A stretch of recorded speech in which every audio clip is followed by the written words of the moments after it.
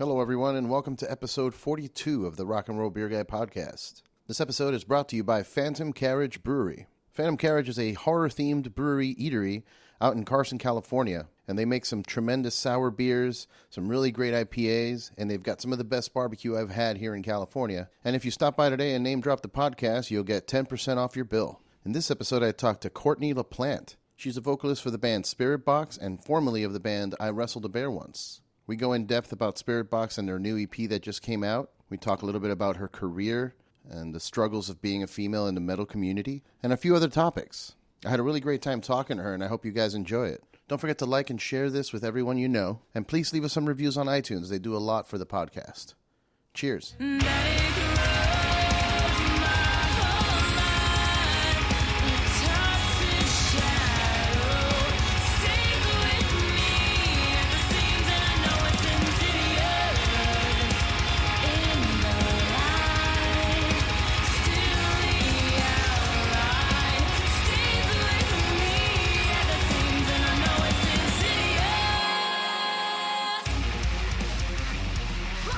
Hello. Hello. Can you hear me okay? Yeah, you sound great. Awesome. Hello. How you doing this morning? Good. Sorry, I haven't spoken yet today, so I just realized that. So right. I sound really groggy, but I'll warm up. Yeah, no worries. You know, it's funny. I was looking up that number, and that it said it was from Victoria, Canada. Yeah. Which is where you're from, right? Yeah. But do you know an Eric? I don't even know how I said that last name, but. I don't know. No, I looked, I have no clue, but when I was trying to find myself on here, and the same thing, I typed in my number, and I typed in Courtney LaPlante, and there's just so many. They're probably all the Skypes that I've made over the last, 15 years and then forgotten about. Nice. Well, I'm sorry that I'm a little late. Traffic in Los Angeles is it's no joke. I know. So it's like, I'm from the Pacific Northwest. So I always say that our rain and weather is like LA's traffic. How everyone, our whole lives revolve around it. Pretty much. Yeah. Yeah, and it's one of those things. It doesn't really rain much out here. When it does rain, you might as well just stay home. You're not doing anything. There was one day that I Wrestled a Bear Once was based out of there for a long time, and then so when I would be recording, I'd live down there. Okay. In South Pasadena and Encino, and there was one time where Michael's laptop died, and we had an Apple store appointment on this one day, and it was pouring rain, and we couldn't get an Uber driver to come pick us up because no one wanted to drive in the rain, and we had to go to that appointment and get this hard drive fixed that had all our music on it and stuff, and it was there was the apocalypse. There was I can't come get you. Yeah, it's crazy. It just a little bit of oil. Yeah, on the road, and then it's and car accident central. So I understand. That's how we are here with snow. It doesn't snow very much, so when it does, none of us have snow tires, and there's no snow plows, so it's like an apocalypse in here. Oh no! Don't worry, yeah. I don't judge you guys. I know about the oily roads. Yeah, I mean, I'm originally from New Jersey, and I was there in '92 for the crazy blizzard that was 6 feet of snow. And, yeah, so you're whatever. Yeah, whatever. No. Anyway, just to set up for people that are listening, I'm here with Courtney LaPlante. I don't know, LaPlante? Yeah, it just depends on where you say it. If you're from the South, I'm LaPlante, and if in here I'm LaPlante. Okay. And you sang for I Wrestled a Bear Once for a few years. Yeah. And now you have Spiritbox. Yeah. Yeah. And that's with your husband, right? Yeah, and he is still asleep, so I'll probably wake him up now because I can't talk on the phone at a normal volume. I could only shout. So tell me a little bit about Spiritbox. Where did that come from? I felt that when I heard the music, it was a natural progression from the last I Wrestled a Bear Once record that I heard, Hail Mary. It just seemed, a little darker, a little heavy, more melodic, a little more serious. So tell me a little bit about that. Well, I've known Michael since he was 16. He was in another band locally where we live. We live in Victoria, BC, Canada.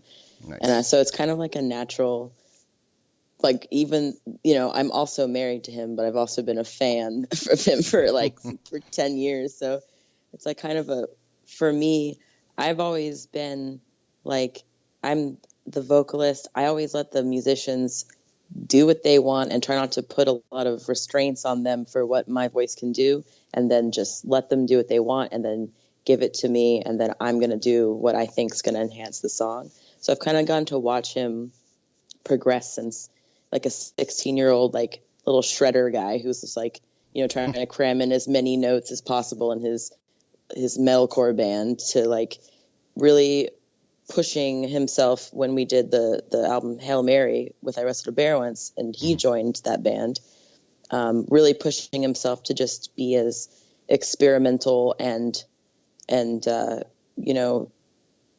as possible, and also just, it was just so over the top, like with how like all the tempo changes and weird how the songs would progress.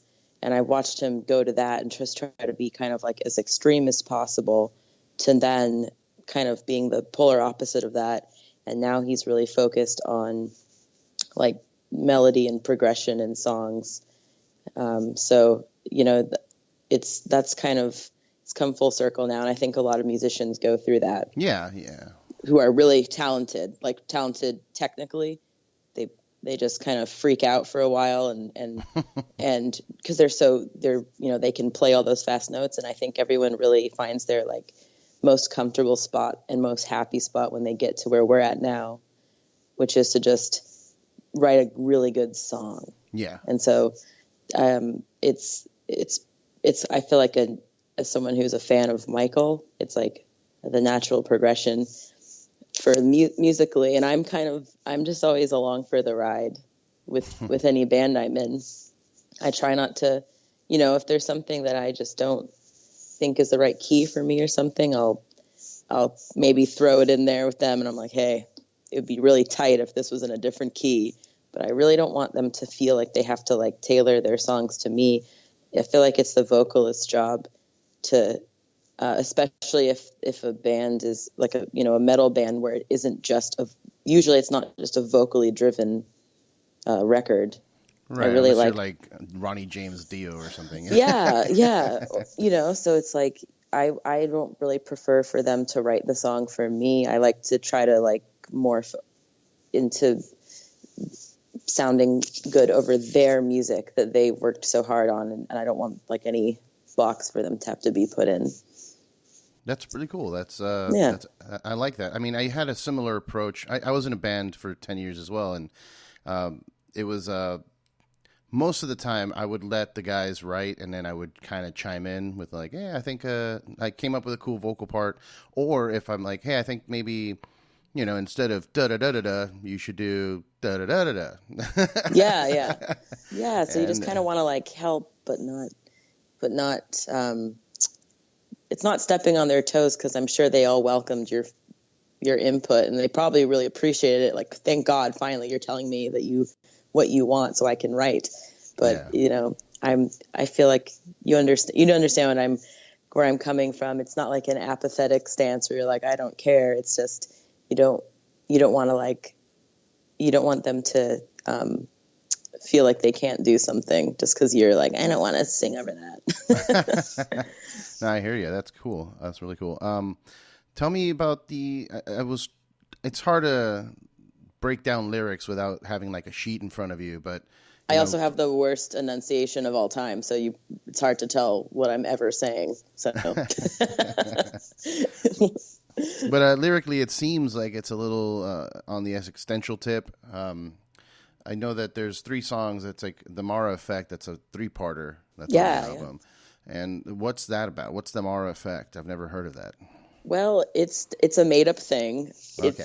And one of the way, like, I kind of find, when your band is like going back and forth with demos and they'll like, usually people name the demo something really silly or something, like just to shoot back and forth with each other.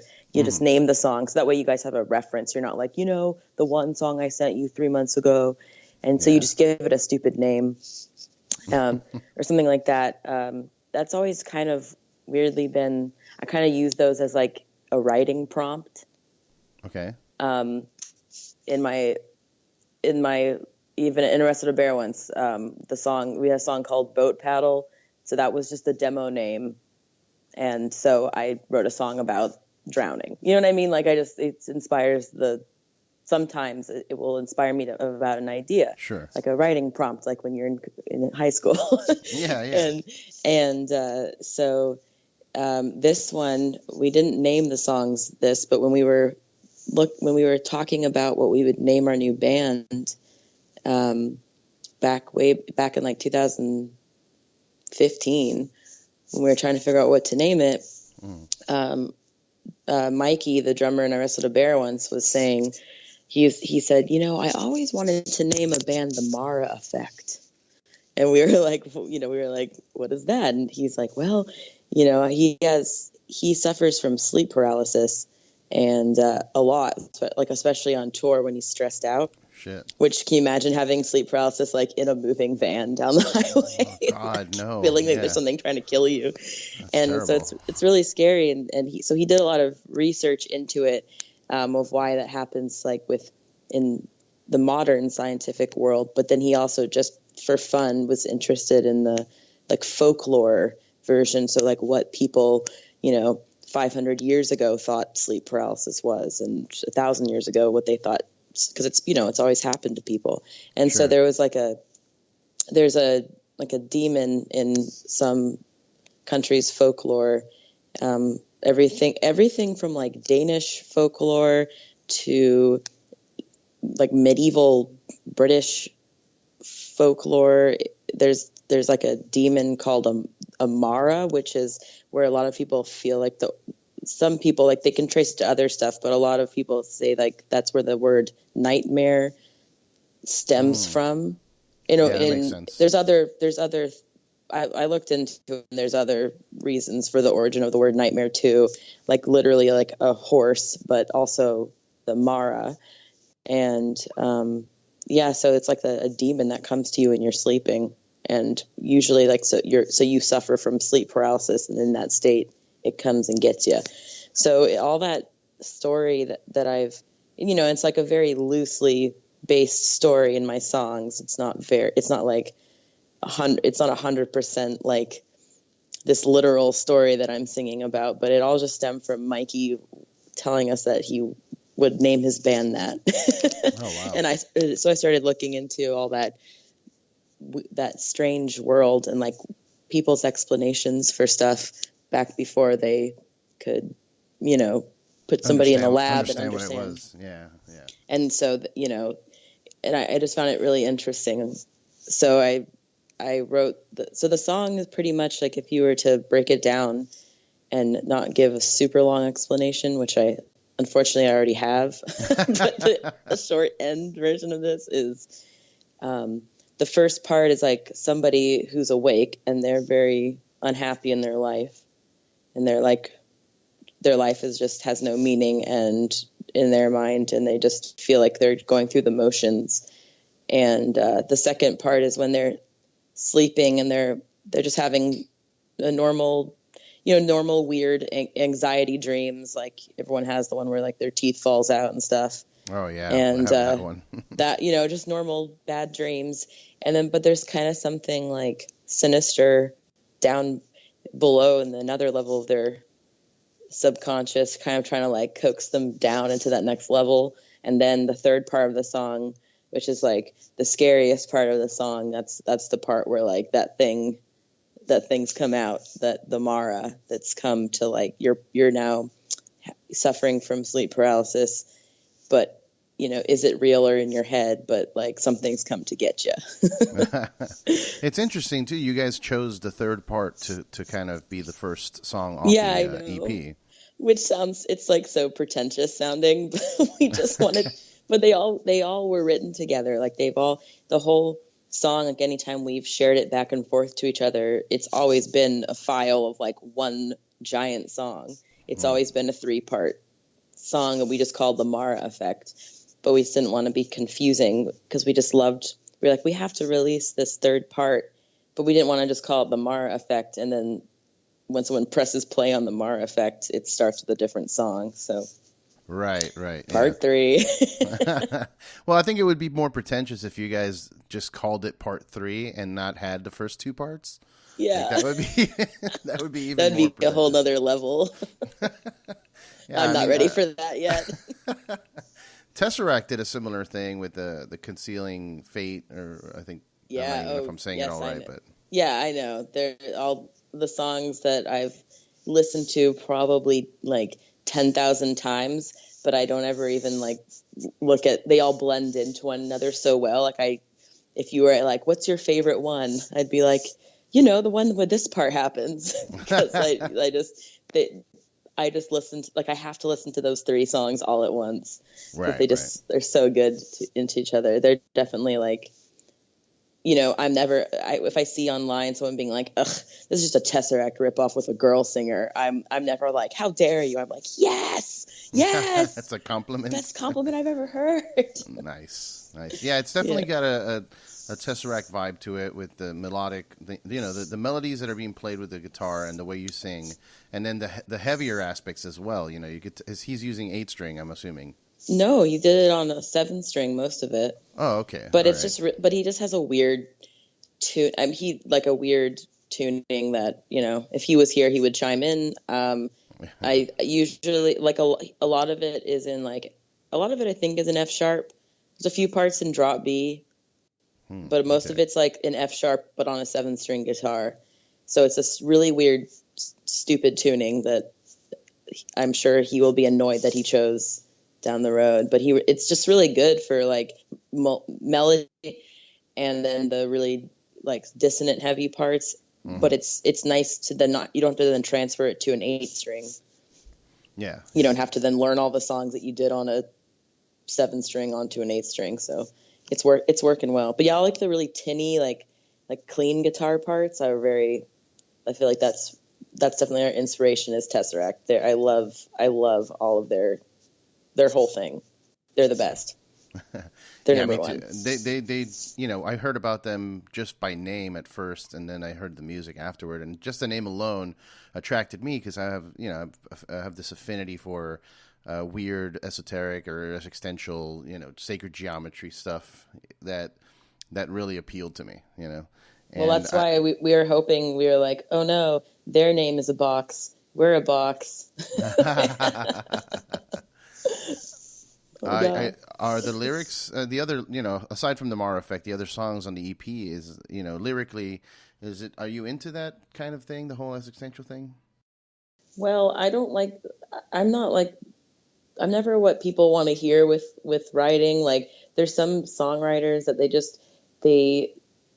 they have all this research, and every line they've like researched some, like you were saying, like some really cool ancient geometry stuff, and they're just obsessed with researching and then like taking that and making a song out of it.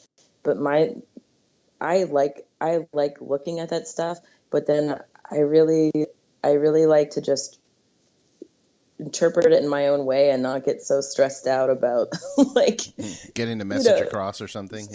Yeah, because it's just I've always been in a band where I've done screaming, and no one can, even though I put a lot of thought into my lyrics, no one can ever tell what the hell I'm saying.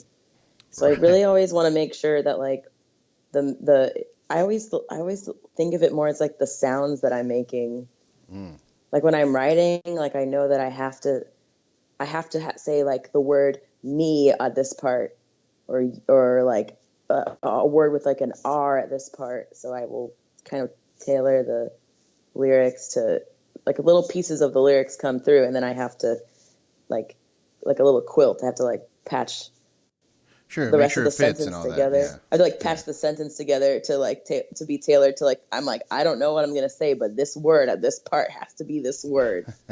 And so I like that stuff, but I would never claim to be like, there's some, like a songwriter that, you know, can sit down and like then can give an essay on like why they chose this or that. I'm just more, it's like a hobby of mine to look at all that stuff, especially like all the weird different like planes of existence and all that.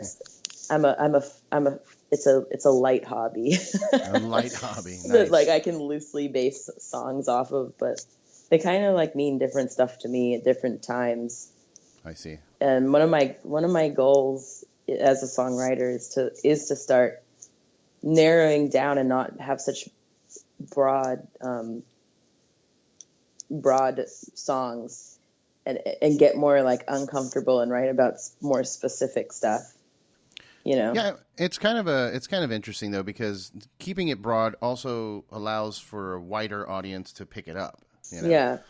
When you narrow it down, you're getting a little more specific. You might lose some people, but then again, you also need to challenge yourself and write stuff that you're more into. I don't know. It's hard. I find that really hard to write a really good song that is like about something very narrow, because then, like you were saying, then there's not as much interpretation. But I just feel like with the material that I've been given to write over, it's like I feel like all of the songs, it's like you're floating in the air, and I just want it to have this big, you know, this airy feel to it, but not be super over the top, like talking about like planets and aliens and shit. You know what I mean? Like talking about Grand Commander Xenu and all that. Yeah. So I want to like, I don't want to be too, I like beautiful words, but I don't want to use stuff that you're kind of like hiding behind. I feel like, you know, like a lot of my favorite metal bands, it's like if you look at their lyrics, it's just all this like, it's like they went to the thesaurus and typed in like what's the word for love, and then or hate, and then they found a word like, oh, this one has like 8 syllables, I'm going to use this. Oh God, yeah. And they're all about like planets and galaxies and shit and astronomy. It is a common theme with a lot of metal bands that are into, like, you know, more of the gent category. For some reason, I've noticed that like the gent category does tend to lean towards more of that, like other dimensions and you know, all that stuff. It's just like I think it's in a way it's really safe, because then you're not having to write about yourself. You're just writing about like aliens and, you know, ideas, theories, the surface of Mars. Yeah. So Spiritbox came, I guess, what was it? How long was it before you started that in between I Wrestled the Bear Once? Well, we started it immediately, but just really took our time, because there's just, you know, when you don't have like a deadline, it's like hurry up and wait. You're like, we want to get this out by this month of this year, and then you know, something will happen. The person that's going to edit this, the person that's going to mix this, the person that's going to record you, it gets pushed back, and the drums aren't done, blah blah blah, and then all of a sudden it's been 2 years. Right. Yeah. You know, because so we definitely been working on it for that long, but all the songs have been done like in our hands with a nice little bow on them since January of this year. Okay. And then there's just been so much, you know, waiting for this and waiting for that, and then finally we were just like, screw this, we're just putting it out ourselves. And you guys recorded it in like a home studio situation, right? Yeah, we recorded it. Our friend Tim Crevison from Vancouver, me and Michael live on an island in Canada. Okay. And so our friend came over, you know, on the ferry every weekend to record us. That got a little bit old after a while for the poor guy having to come over here on his days off. So then half the vocals, Michael just recorded me. And then we sent it all to Tim. He edited it so that everything was perfect and ready for mixing. And then we sent it to a guy in Los Angeles named Dan Bronstein, who's a great producer, and he mixed and mastered it. Nice. Yeah. Nice.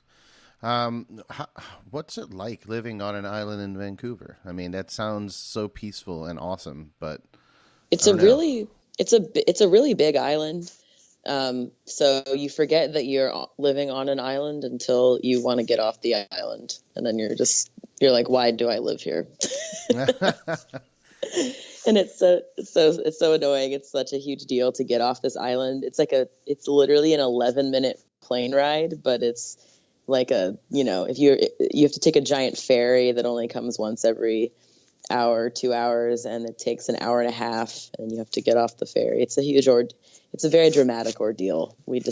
Everyone that lives here just like stays on the island, never leaves.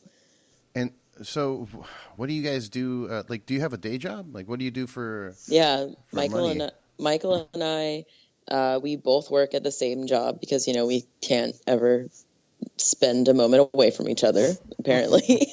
And we both work for the hospitals on the island. So we just sit there and we do their schedules all day, and they call us. If a nurse is sick, we call their unit and are like, all right, this person's not showing up. We're going to find someone else to work. So that's literally all we do all day. But it's a really good job because it's like the perfect musician job, because you can just take shifts if you want or not take shifts. And then, so if I was to go on tour, I could keep this job. I could just do the tour and come back, and they're like, oh, haven't seen you in a month. And I'm like, yep, now I'm back. All right. Well, that's cool. It's a musician dream job. Yeah. And how expensive is it to live on a little island like that in Vancouver? It's expensive, but so is LA. So, yeah. Well, yeah. But to live in a okay 1-bedroom apartment here, in a generally not super out of the way part of town, it's $1,100 probably Canadian, which is probably, I don't know, 13, 14. Yeah, for 14 or 1,500 American. So it's in all the foods, everything else is really expensive. So when I'd be down in LA, yeah, rent was expensive, but then all the other things like gas and food and just produce at the grocery store, me and Michael would stand there and be like, look how cheap the peppers are. Oh my God. We just couldn't, we every time that we'd go, we'd have to, we only had one car, between all of us. So we'd walk to Trader Joe's and we had no money. So we would just get whatever we could. And we'd be so amazed. We'd spread it all out on the counter and be like, look at everything we got for $20. It was incredible. Wow. So it's the cost of living is just expensive here, but it's really beautiful. And do you have family there? Is that what, aside from, just you already have a established life there, but what's keeping you there? It's not moving away. I love it. I have family all over the States because I'm actually American, but I've lived here for 15 years now, and my mom lives here, and my little brothers and my stepdad. So it's when I'd tour with the guys and we'd have a week off or whatever, it's if I moved to LA, well, I would still, on my week off, I would just be going back to Canada to see my parents for a week of the year. So I just really like it here. And I moved around a lot before I moved here. I moved here away from all of my friends and family in the States when I was 15. Wow. And so it's I really like having the roots here. I finally have, so I don't want to move again and just live in some random place and have to start a new life again. I need a break from that for a bit. Yeah, and I mean, you got it going. You have, like you said, a dream job that lets you tour, and you're accustomed to it now. So it makes no sense to go anywhere else, No, I really like it here. Aside from the fact of, traveling in and out of here isn't the most cheap thing to do. It's you can, LAX is a cheap airport, so you can always get a good deal if you're if you have to fly down there or whatever. So sure. Yeah. Yeah. So, talking a little bit about touring, are you guys planning on touring with the Spiritbox? I want to. I just need to. We just need to like choose carefully. Like, I don't. It's really hard to tour where I live, like DIY. Me and Michael did it for years in our old bands, like before we were in I Wrestled a Bear once. And it's just like, it's very, very expensive. All the towns are like, 15 hours apart. Oh, God. Right? Like it's all, if you want to get from Western Canada to Ontario, to get to the smallest city that you can do a show in, you get to like Saskatchewan, and then you have to drive for 25 hours Jesus. to get to the first town in Ontario that you can do a show. So it's like, it's horrible. So I really don't want to, we don't mean to be like prissy and like snooty. We just really don't want to waste our money doing that. We want to get on a actual legit tour, opening. I don't even care if someone pays us or not, but it's just the fact of going on a tour where, there's some days where the drive's 4 hours. So that way you're not just spending all your money on gas. Yeah. It's like, yeah. touring here is like a very self-serving thing. It's really just like an excuse, like a vacation with your buddies, because you're just spending all the money on gas, and it's really fun, but it's hard. Me and Michael are old, and we're not doing that anymore. So we want to tour really bad, but we have to prove ourselves so that someone is interested in taking us along for the ride. So we have to jump through whatever hoops we need to jump through to like have someone give us a chance. And probably that's going to translate into us doing some like local, Vancouver or Victoria live shows, so that people can see that we're ready. Sure. And I know the music was written mostly by you and Michael, but have you guys decided on musicians to play the shows with, like a drummer and like a bass player or something like that? Well, Mikey from I Wrestled a Bear once, he wrote the drums on this album. Oh, okay.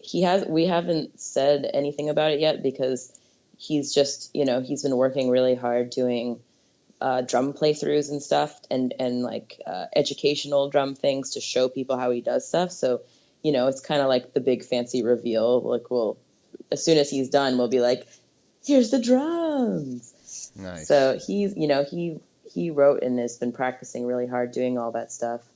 And he's actually, I think he's going to he lives in Oklahoma right now, but he's moving to Sacramento. So still really far away from us, but it's closer. It's a 15-hour drive. So he's down to help us and play with us. That's what he's really been working for.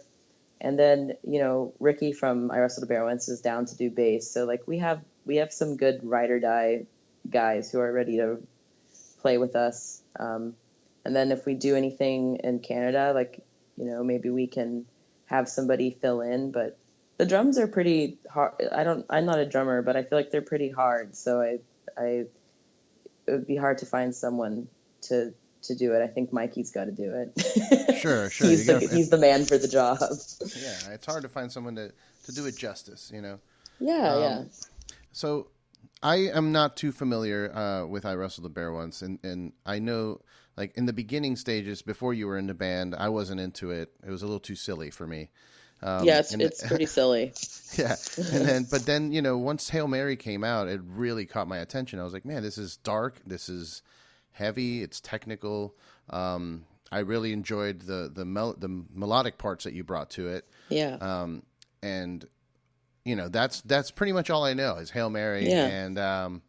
And then I was excited. I'm like, oh, I'm going to see them on tour or something when they come by. And then shortly after that, we just did two tours.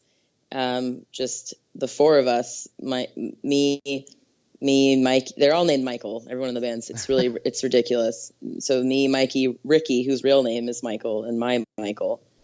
Okay. So we did two tours, and it went really well and stuff, but then it was time to pack it in. So we were just like, oh, well. What happened though? Like what was the situation that caused the breakup? I'll give you the PC version of it. I'll give you the politician version, which is like what the grown up me realized that it was time to stop. I came into that band in 2012. I did what I could to keep it going, but everyone needed to let go of the band and let it to go to rest. And so, we were touring without Steven, the one original member of the band. Sure. Which yeah. I felt uncomfortable doing that. I didn't like, I'm like on stage and I'm like, I didn't write this song. Michael didn't write this song. No one of us wrote this song. What are we, so we just mainly played new stuff, that we wrote. And Steven wasn't not touring because he hates touring. He just has a really, really good job. He works for Diplo and Major Lazer. And so, he already committed to that and figured that we wouldn't get any tours. And then we kind of got like some good tours.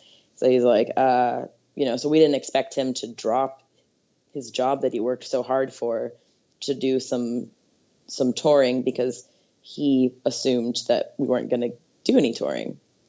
Right. And so, so obviously we're not going to like make him do that, and mess with that, his, professional life there. But yeah, it's just, we were really into it for a while. We were like, all right, we're going to like do another record. We had some, the fire was like lit within us, all of us playing together. We're like, we have such great vibes on stage and like our chemistry is so good. Like this is fantastic. And then, when we were like, we will do this just like the four of us, like we'll do this, Steven kind of had to knock some sense back into us and was like, no, you can't do that. This is my band.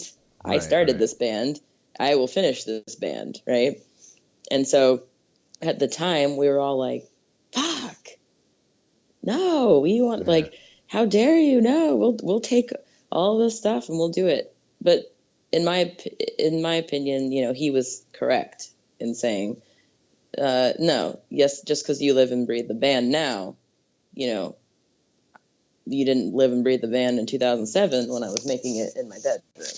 Right. So, yeah, so I personally think I find it really strange that the band hasn't made like a statement or anything about what they've been doing. They haven't said anything in 2 years on the Facebook page. Yeah, that's why I wanted to know, because I'm like, there's no information. I tried to find out like what was going on. Well, I feel like our band, like IWABO, always didn't just like. I feel like we just need to like keep it more real. We always wanted to like be really like everything is nice and happy and everything is great. Like when the old singer left, that was this whole like everything's fine, but like that's not the actual thing that was happening. Really, they had me in the tour bus like crying because I just was like in over my head, and it was this huge crazy thing. So I'm like, I want to like be respectful, but also try to like keep it real. But I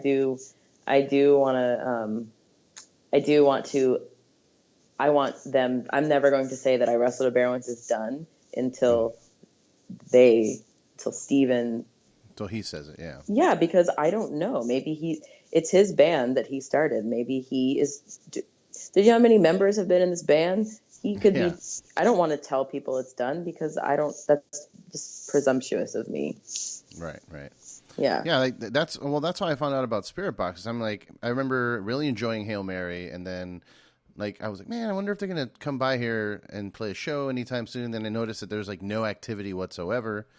And I'm like, well, shit, I don't know what's going on. I know, it's really weird, but I looked on the Wikipedia and someone had changed it. It was like inactive since 2016. And I was like, try 2015. It's been active it was probably literally 2 years ago, like today, is like we did our last show.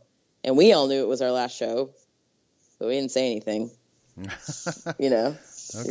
because we were like, I knew it was my last show. I don't know if it's I Wrestle the Bear One's last show. Right. But collectively we were all like, all right, well, we're going to go. Michael and me are going to go write some shit. If anyone else wants to hang out with us, that's great. And we'll let you know what happens. Gotcha. Now, 2 years later, we're like, okay, well, we put out the EP. That's done now. Now what do we do? Yeah, I mean, I think what I was expecting would be, seeing some shows, perhaps, or maybe a full length down the road. But yeah, I mean, it sounds like you guys are on the right path anyway. I mean, I really enjoy the music. I thought it was really great. I liked, like I said, with I Wrestle the Bear Ones, I jumped in with Hail Mary. I thought it was completely different to what was happening before. And I feel that what's going on with Spiritbox is like a nice progression in the right direction, Because it's just because it's Michael. Yeah. You're hearing what you were hearing on Hail Mary was Michael. Nice. And then now you're hearing him again. And I really like his style, and it worked well in I Wrestle the Bear Ones, but it's very refreshing after so many years to not be like the replacement, Right. Because right. their old vocalist was very beloved, and people really, really liked her. And so I always felt like I was, I was cool and all.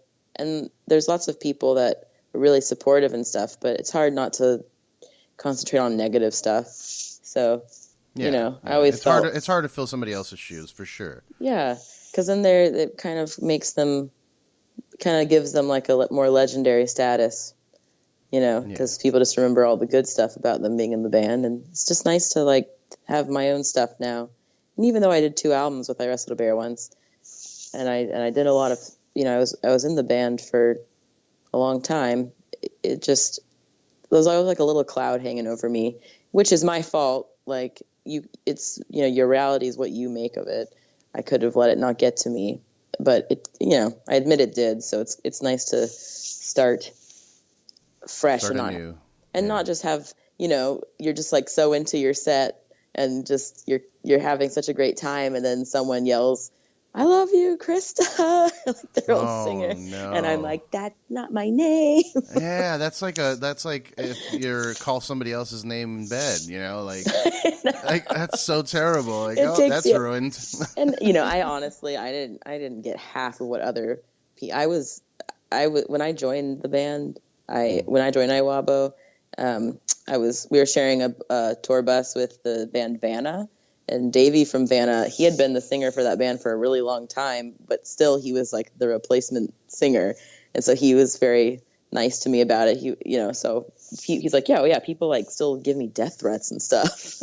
Like, okay, well, it's not happening. So my situation isn't as serious, so I shouldn't complain. But yeah, it's just so nice. I feel like we can just be ourselves now, and there's no like baggage to have to hide behind. I really appreciate it after having that baggage for so long.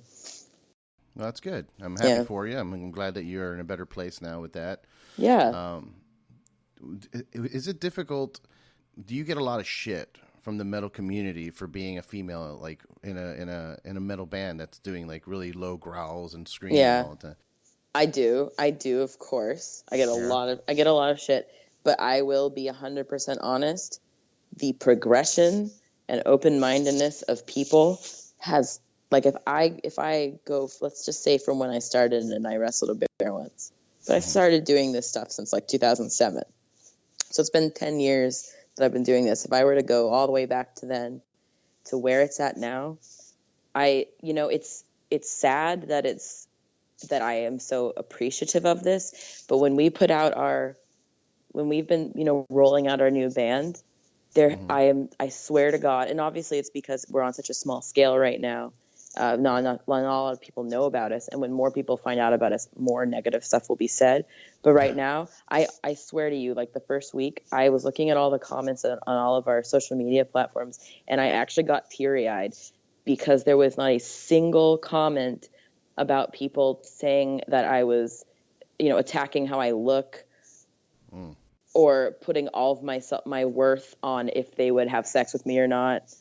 And that's usually all I see, which, can you imagine, like, you're like, you posting a photo of you in your van, and they're like, someone's like, ugh, that bass player would not fuck him. You know what I mean? Like, you'd be like, what? Yeah, that's terrible. Like, yeah, and so I'm not seeing any of that. It's like people are, and most of our, most of our fans are guys, and so it's like, I am just, it's sad to be impressed by that. If you think about it, it's pretty pathetic. But I'm so happy. Like, I mean, I had people laughing at me, when I started doing this music, and just telling me how unattractive I looked while doing it, because you can't scream in a sexy way. Everyone looks insane when they're doing it. And Sure. I just remember being like, so this other guy in this band isn't looking sexy while he's screaming. Why do you care? He might be trying, but he's not looking. Yeah. So it's like, I'm not seeing that at the moment. I'll see it more, like I said, if we get bigger, I'll see more. Right now, it's a very supportive community of people that are listening to us. There are people that are fans already of what we've been doing, and then new people who are very open-minded. And so I'm serious, like not a single thing is usually, that's just the main way that people put women down is our how attractive we are. That's like their main insult. That's like, they think that's what I care the most about. Yeah. And granted, I am a very, I adhere to a pretty, like, middle of the road femininity. I am very, I present myself very normal feminine. I have long hair. I wear makeup. You know what I mean? Like, so granted, like, maybe if I was a little bit to the not center of how I present myself, there might be more comments in that way. Like, if I didn't wear makeup and I had a buzz cut, people might be that might be something that people brought up more.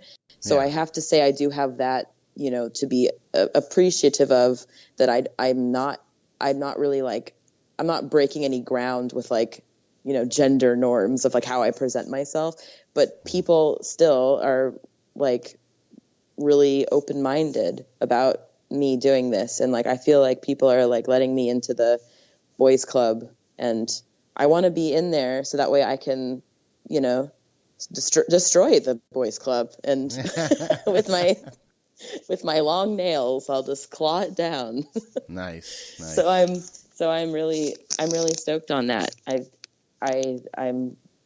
I think it's just getting better. Like, people are getting more open-minded.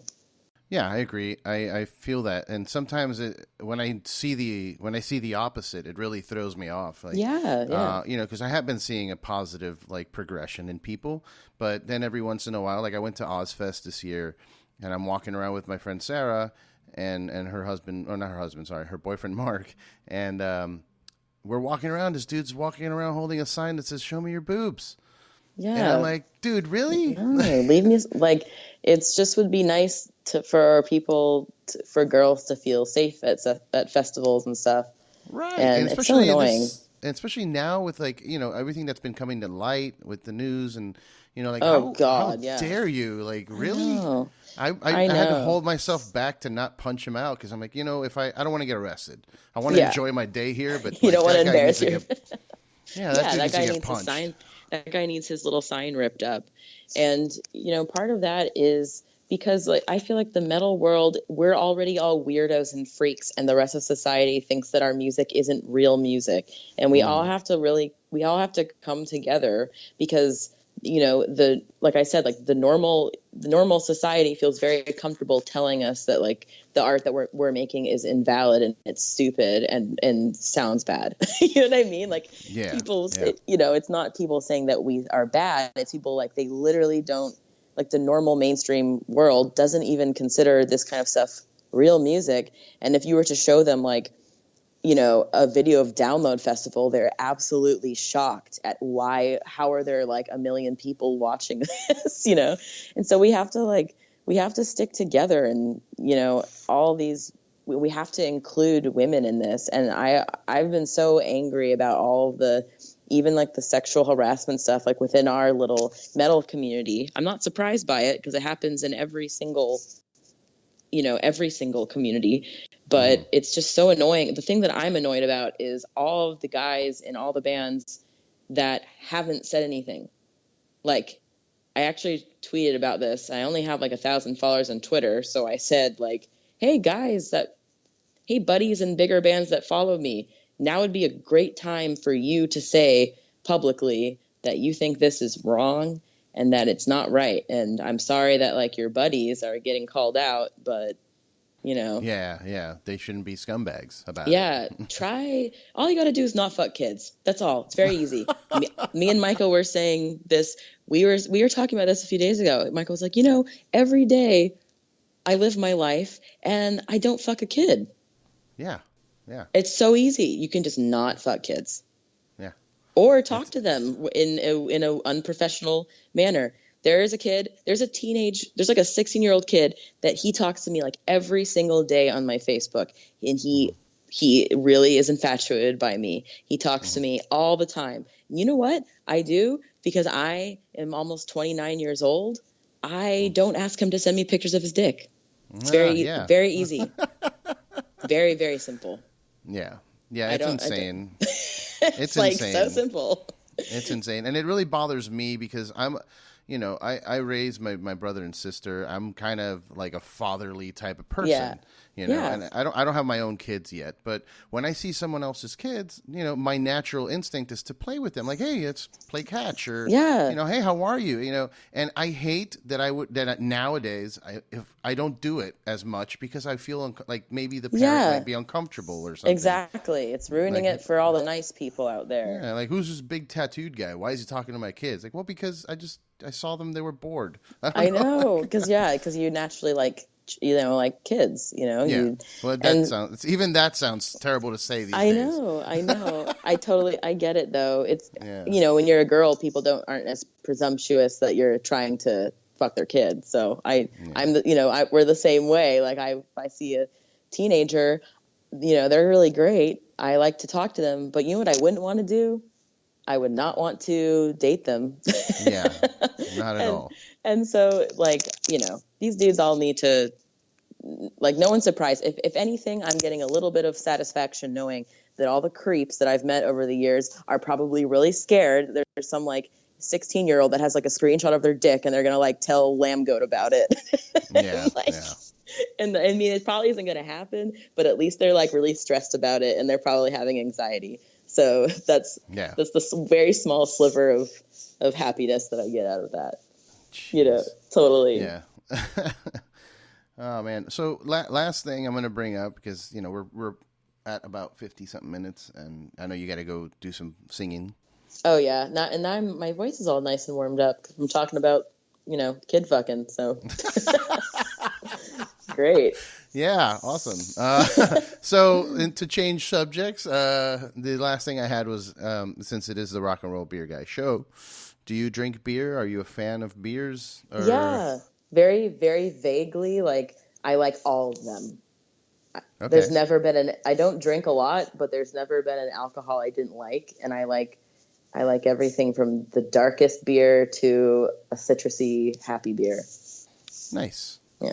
That's good to hear. That's another community that's lacking more, support from women. I think that, I know they're there. There's a lot of female brewers out there, but I think that it needs more support as well. It's kind of, there is a parallel there with the metal community. It's been a boys' club for a long time. And yeah. I think that there's a couple breweries out here in LA that are run by women, which is great, like Three Weavers. But I think it needs more. We need more of that.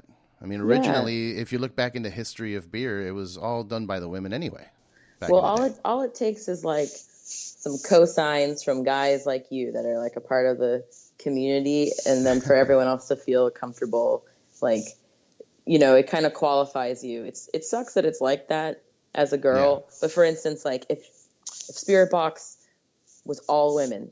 If Michael was my wife and he was making the same music, it would be looked at a little bit weirder. Yeah. I am a girl in a band, but I have big, fancy, smart men in my band to really qualify what I'm doing. You know what I mean? So it's like all girls need is just like a little bit of, it sucks, but it's true, a little bit of qualification from the guys, and then they're in, and then they can make whatever decisions they want, about who they hire and stuff. So it's like, it's good when guys like you, shout them out and get more people to know about them, because then they can get in there. For sure. I mean, I fully support that. I think there should be more of it. The other shout out I can give is Maria over at Jonathan Wakefield's brewery in Florida. She's killing it out there. So, I mean, I don't know many, and I've been trying to reach out to as many as I can to have them on the show as well. And just kind of, we got to be all inclusive. We all got to unite ourselves and fight the tyrannical powers that be, right? Yes. They probably really appreciate it. And it's just cool probably for them to hear, their counterparts like all over the country call into your show and talk about their process of doing that too. Yeah. Because they get to sit in their house in Florida and listen to you, interview a lady out in California and kind of hear what her experiences are, see what the parallels are. Oh, did you get sent beer all the time? Me? Yeah. Do people send you awesome beer? So often, it happened a lot in the beginnings of what I was doing. Lately, it's been slowing down just because I guess maybe it's getting too expensive to ship beer. Yeah, I bet it is, but it's expensive. But I mean, I do get beer all the time. Friends send me stuff. Brewers send me stuff. Oh, that's so cool. Musicians also are sending me records and stuff, and it's super appreciated. I mean, I would spend my money on it anyway. I'm just glad to be able to save a few bucks here and there. Yeah. Well, I'll whenever I have an actual physical piece of merchandise in my hand, I will send it to you. Awesome. I appreciate everything that our band has right now is just like abstract.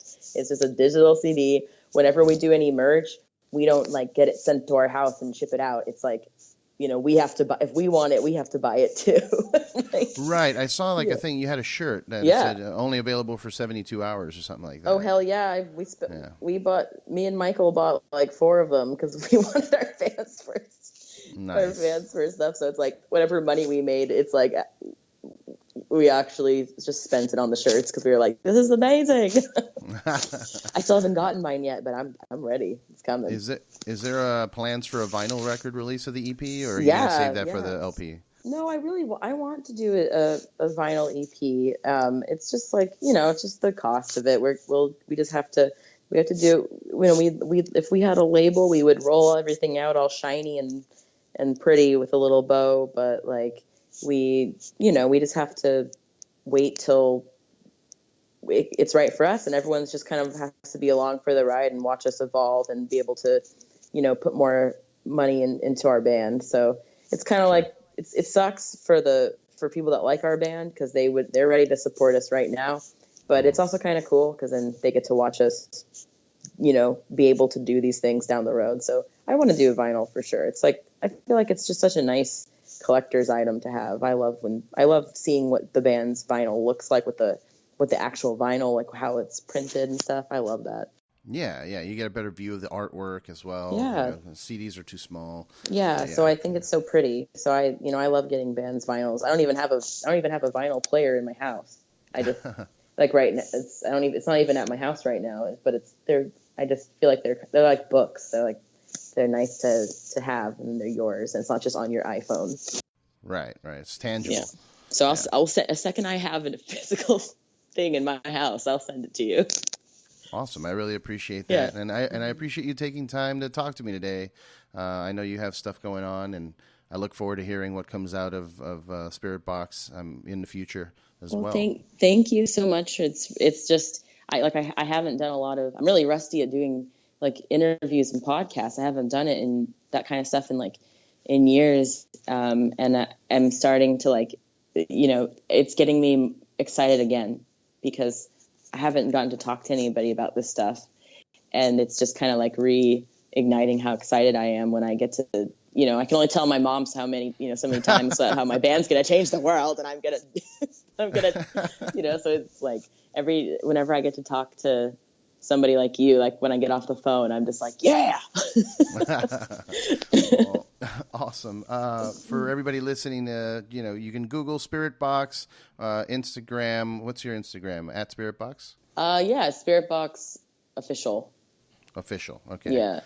Yeah. And, you know, just follow them, support them, buy the album. You might like great. it. You might like it. It's pretty neat. And go back to the beginning of this podcast when I first woke up, and then I was drinking coffee, and now it's kicked in, and now I'm like, I could go run around the block a few times. Yeah. You can watch me. You now I'm insane, and I'm ready to go, you know, crush all my goals today. Awesome. Yeah. It was great talking to you. Thanks again. Yeah, thank you. Right. And thanks for talking to me. I really appreciate it. No problem. Let's talk again soon sometime when we do something else cool, let me know and I'll talk to you. Hell yeah. I'll definitely hit you back up for sure. Just text me and say, you did a cool thing. Do you want to talk about it? Yes. All right. All right. Thank you so much. All right. Cheers. Great.